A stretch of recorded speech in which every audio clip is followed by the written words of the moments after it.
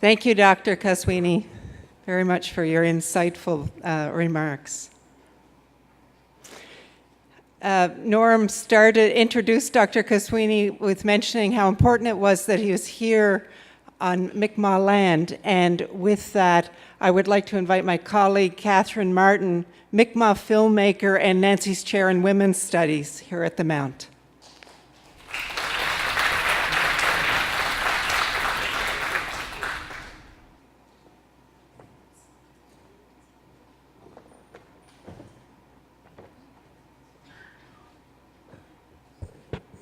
Medawalok diok. Nin Gadalinan Maltai, Weligiskuk, and Emsit Nogama. The words of this land, the language of this land, and the language that this land understands is the language of Ulnu. People know us today as Mi'kmaq, but we are really Ulnu, L''N''U. And when we after 14,000 years of us living on our territory, in our land, the new peoples that were arriving, we introduced our relatives, because we were all considered related, to the Europeans and to the French as our Nigamau, which is our relative. And somewhere it was misunderstood that we were calling ourselves Micmacs or Mi'kmaq, but we were just inviting people to meet our Nigamau or our Nigamau, which is our relatives. I know you've been welcome to our territory. We have 7 hunting districts from Newfoundland all the way to Maine and parts of Quebec. And this is one of the 7 hunting districts, and it's the district that my ancestors, my great-grandparents, my grandfather, my dad, my uncles all trapped, my grandmothers and great-grandmothers used this land all the way down to Parsboro and Falmouth and over to Tatamagouche. So I also welcome you to our territory. And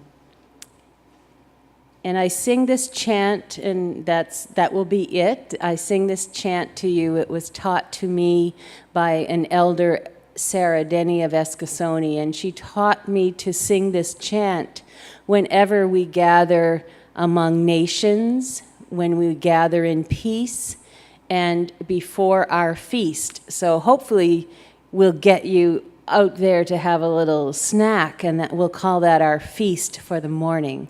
So before we feast together as well with our words and our souls and our hearts, we sing this chant, and we ask all of those who've gone before us to come into this room and to help us for the day, and then we send them back. And remember that. At the end of the day, send them back. It has no interpretation. It's a chant like a or a meditative chant. And it has a wet drum today because it's so damp. Guano de, guano de, guano de, guano danahi. Guanalia, guano danahi. Guanalia, guano danahi.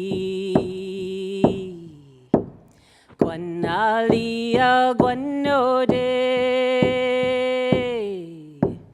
Guanalia, guano de. Guanalia, guano da. Hey, ego, igane.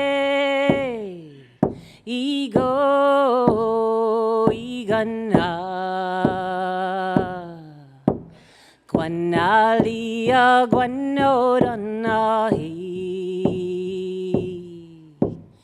Guanalia guanodanahi. Guanalia guanode. Guanalia guanode. Guanalia guanoda.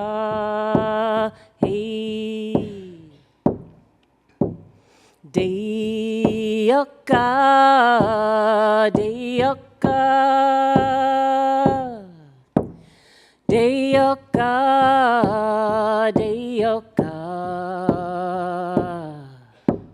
Guanalia guanodanahi.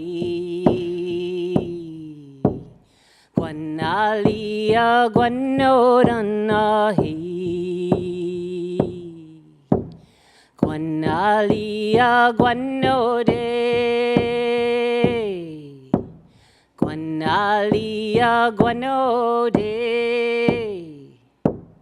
Guanalia guanoda. Hey, hey, no. So the heartbeat that you're hearing, the drum, represents the heartbeat of Mother Earth. And it also represents the heartbeat of our mother and the language that we all learned for the first however months you were inside your mother's womb. So we call that the language of our mother, our first language that all humanity remembers and can speak if they remember to speak from their heart. In no matter what language we now speak together or amongst ourselves, if we go back to speaking from our heart, we can understand one another. And we also know that it's the language of the truth, our mother's language. So I welcome you all to the unceded Ulnu territory, or otherwise Mi'kmaq territory, and ask you to continue this wonderful discussion that we're having. One of the other things that the Mi'kmaq love to do is have discussions and relations and build right relations with one another. To me, communication and speaking from your hearts are one of the greatest ways for us to find peace. Emsit Nogama.